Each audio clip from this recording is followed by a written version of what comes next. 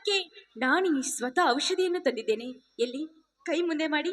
ಏನಮ್ಮ, ನಿನ್ನ ತಾಯಿಯವರು ತಯಾರಿಸಿಕೊಡು ಬಂದು ಅಂದಿರೋ ಇದಕ್ಕೆ ಶಕ್ತಿ ಏನು? ನೀನು ಸ್ವಂತ ತಯಾರು ಮಾಡ್ಕೊಂಡ್ ಬಂದಿದೀಯಾ? ಹೌದು ದನಿ. ನೋಡಿ, ನಮ್ಮ ತಾಯಿಯವರು ನಡೆಸಿಕೊಂಡು ಬಂದ ಸಂಪ್ರದಾಯವನ್ನು ನಮ್ಮ ಅಕ್ಕ ಕೂಡ ಅಲ್ಲದೆ ನಾನು ಕೂಡ ಮುಂದುವರಿಸಿಕೊಂಡು ಬಂದಿದ್ದೇನೆ. ಅದಕ್ಕೆ ನಿಮ್ಗೆ ಹೀಗಾಗಿದೆ ಎಂದು ತಿಳಿದುಕೊಂಡು ಓಡೋಡಿ ಬಂದಿದ್ದೇನೆ. ಎಲ್ಲಿ ಕೈ ಮುಂದೆ ಮಾಡಿ, ಈ ಔಷಧಿಯನ್ನು ಹಚ್ತೀನಿ. ನನ್ನ ಮಡದಿ ಹೊರತು ಮತ್ತೊಬ್ಬರ ಕೈ ಮುಟ್ಟದ ನಾನು ಹೇಗಮ್ಮ ನಿನ್ನ ಕೈಯಲ್ಲಿ ನನ್ನ ಕೈ ಕೊಡಲಿ? ನೋಡಿ, ತಿಳಿದವರಾದ ನಿಮ್ಮ ಮಾತಿಗೆ ನಾನು ಏನಂತ ಉತ್ತರ ಕೊಡ್ಲಿ? ನನ್ನ ಮೇಲೆ ಎಷ್ಟೊಂದು ಪ್ರೀತಿಯಮ್ಮ ನಿನಗೆ. ನೋಡಿ, ಈ ಪ್ರೀತಿ ಶಾಶ್ವತವಾಗಿರ್ಲೆಂದು ಈ ಔಷಧಿ ತಂದಿದ್ದೇನೆ. ಈ ಔಷಧಿ ಹಚ್ಚಿದ ತಕ್ಷಣ ನೀವೇ ಗುಣಮುಖರಾದ್ರೆ ಅಷ್ಟೇ ಸಾಕು. ಎಲ್ಲಿ ಕೈ ಮುಂದೆ ಮಾಡಿ. ಈ ನಿನ್ನ ಉಪಕಾರ ನೀನು ಮಾಡಿದ ಈ ಉಪಕಾರಕ್ಕಾಗಿ ನನ್ನಿಂದ ನಿನಗೇನು ಸಹಾಯ ಬೇಕು ಕೇಳಮ್ಮ, ಅದನ್ನು ತಪ್ಪದೇ ಕೊಡ್ತೀನಿ. ನೋಡಿ, ನನ್ನ ಆಸೆ ಪೂರೈಸುವ ವಸ್ತು ನಿಮ್ ಹತ್ರ ಇದೆ, ಕೊಡ್ತೀರಾ? ಏನದು? ನೋಡಿ, ದುಡ್ಡು ಕೊಟ್ರೆ ಕಳಿಯುತ್ತೆ, ಬಂಗಾರ ಕೊಟ್ರೂ ಕಳಿಯುತ್ತೆ. ಇವೆರಡು ಶಾಶ್ವತವಲ್ಲ, ಶಾಶ್ವತವಾಗಿರೋದು ಒಂದೇ. ಏನದು? ನೋಡಿ, ನಿಮ್ಮ ಕೈ ಹಿಡಿದು ನಿಮ್ಮ ಮಡದಿ ಆಗ್ಬೇಕೆನ್ನುವುದೇ ನನ್ನ ಆಸೆ. ಆ ಆಸೆಯನ್ನು ಪೂರೈಸಿ ಕೊಡ್ತೀರಾ? ರಂಜನ,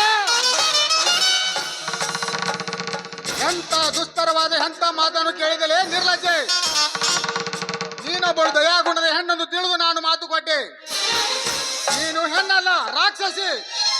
ನಿನ್ನ ತಾಯಿ ನಿನ್ನ ಅಕ್ಕ ಮಾಡುತ್ತಾ ಬಂದಿರುವ ಈ ವೇಷ ಕೆಲಸವನ್ನು ಮುಂದುವರಿಸುವ ವೇಷ ಹೆಣ್ಣೆ ಸರಿಯಾಗಿ.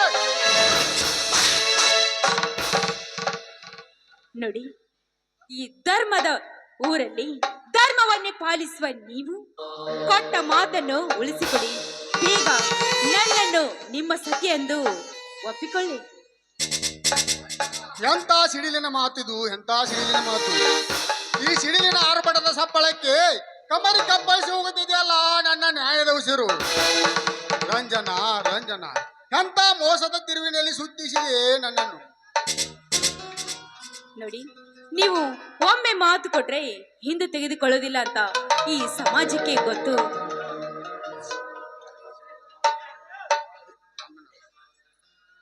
ನೋಡಿ, ನಿಮ್ಮ ಮಾತಿನಲ್ಲಿ ಸತ್ಯವಿರುತ್ತೆ ಹೊರತು ವಿಷವಿರೋದಿಲ್ಲ. ಕೊಟ್ಟ ಮಾತಿಗೆ ತಪ್ಪಿ ನಡೆಯುವಂತ ಕೆಲಸ ನನ್ನ ಹುಟ್ಟಂದಿನಿಂದಲೂ ಮಾಡಿಲ್ಲ. ಯಾಕೆ ಯಾಕೆ ಒಡೆಯ, ಯಾಕೆ ತಡವರಿಸ್ತಾ ಇದ್ದೀರಾ? ನೋಡು, ಈ ಗಂಡದಿಯ ಮುಂದೆ ಒಂದು ಹೆಣ್ಣು ಬಂದು ನಿಂತ್ಕೊಂಡ್ರೆ ಎಲ್ಲಿದೆ ನಿಮ್ಮ ಗಂಡಸ್ತಿಕೆ ಮಾತು? ರಂಜನ, ನೀನು ಯಾರಿಗೆ ಯಾವ ಮಾತನ್ನು ಬಗಳಿದ್ದೆ ಅಂತ ಚೆನ್ನಾಗಿ ಬಗಳು. ಇಲ್ಲದಿದ್ದರೆ ಪ್ರಾಣ ಹೊಡಿತೀರಾ, ಇಲ್ಲ ಮಾನ ಕಳಿತೀರಾ? ಇಷ್ಟಕ್ಕೂ ಮೇಲೂ ನೀವೇನ್ರಿ ಮಾಡ್ತೀರಾ? ನೋಡಿ, ಬೇಗ ನನ್ನ ಆಸೆಯನ್ನು ಪೂರೈಸಿ ಬನ್ನಿ. ಬೇಡ ರಂಜನ, ಬೇಡ. ನೀನು ನನ್ನ ಕೈ ಹಿಡಿದು ಈ ಸಮಾಜದಲ್ಲಿ ನನ್ನ ತಲೆ ಕೆಳಗೆ ಮಾಡಬೇಡ. ನನ್ನ ನ್ಯಾಯದ ಕುರ್ಚಿಗೆ ಧಕ್ಕೆ ತರಬೇಡ. ನಿನಗೆ ಕೈ ಮುಗಿದು ಕೇಳುವೆ, ನೀನು ನನಗೆ ತಂಗಿ ಸಮಾನ. ಪ್ರೀತಿಯಿಂದ 10 ತೊಲೆ ಚಿನ್ನ ಕೊಡ್ತೀನಿ, ತೆಗೆದುಕೊಂಡು ಹೋಗಿಬಿಡು. ಚೇಚೆ, ತಂಗಿ ಆಗ್ಬೇಕಾಗಿದ್ದು ನಿಮಗಲ್ಲ, ಆ ರಾಜ ರವಿವರ್ಮರಿಗೆ. ನೋಡಿ, ಬೇಗ ಈ ಬಿಗದ ಎದೆಯನ್ನು ಮನತನಿಸುವ. ಬಾ ರಾಜ, ಬಾ.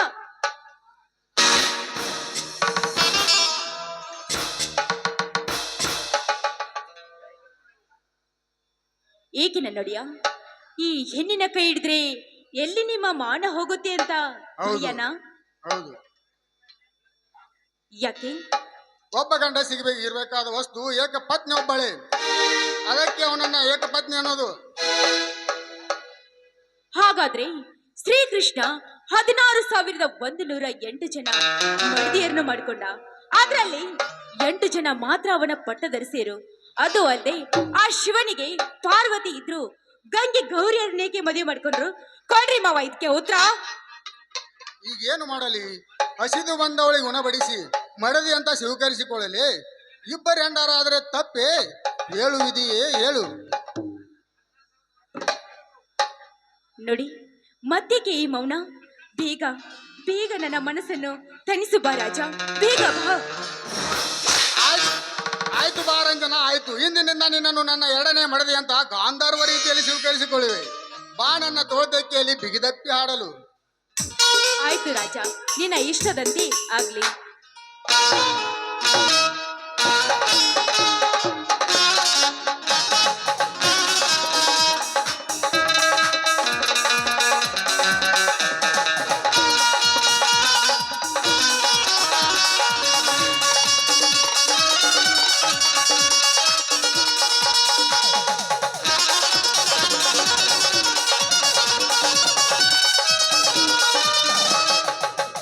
ಜೊತೆಯಾಗಿ ಹಿತವಾಗಿ ಸರಿ ನಡೆವ ಸರಿ ನುಡಿವ, ಜೊತೆಯಾಗಿ ಹಿತವಾಗಿ ಸರಿ ನಡೆವ ಸರಿ ನುಡಿವ, ನನ್ನ ಬದುಕಲ್ಲಿರಿ ಎಂದು ಬೆಳಕಾಗಿರು, ನನ್ನ ಉಸಿರಲ್ಲಿರಿ ಎಂದು ಉಸಿರಾಗಿರು, ನಿನ್ನ ಬಿಡಲಾರೆ ನಾನೆಂದಿಗೂ.